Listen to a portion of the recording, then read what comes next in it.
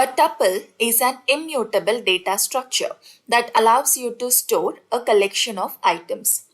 Tuples are similar to lists, but the main difference is tuples cannot be modified once they are created.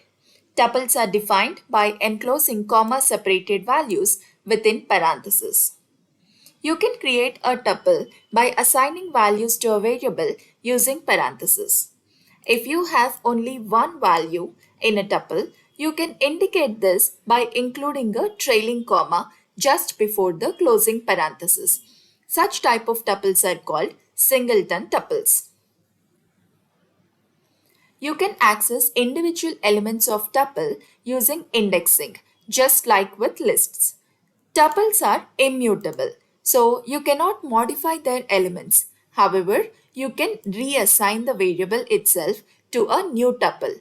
The original name's tuple has Alice, but now I want to assign a tuple which has John, Tom, and Jerry. So the name's tuple will be updated with the new values. Tuple packing is the process of creating a tuple by assigning multiple values to a single tuple. Tuple unpacking allows you to assign individual elements of tuple to multiple variables. Here I have two values in the tuple assigned to a variable point. I want each of these values to be assigned to the variables. So x will be assigned with the value 4, y will be assigned with the value 5. If I have three values, I can assign them to three variables. You can use length function to get the length of the tuple.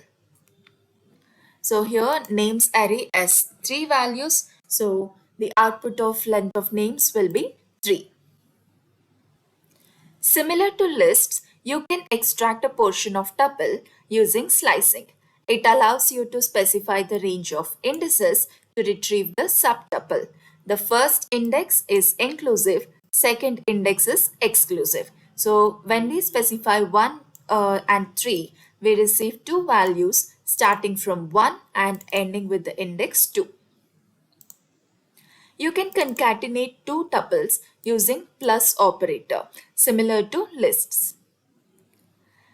You can repeat the same item for the specified number of times using the syntax a tuple followed by multiplication operator followed by the number of times you want to repeat the element. And do not forget to mention this comma here, otherwise the output would be just 1 1 1. If you specify comma, it would print it like a tuple.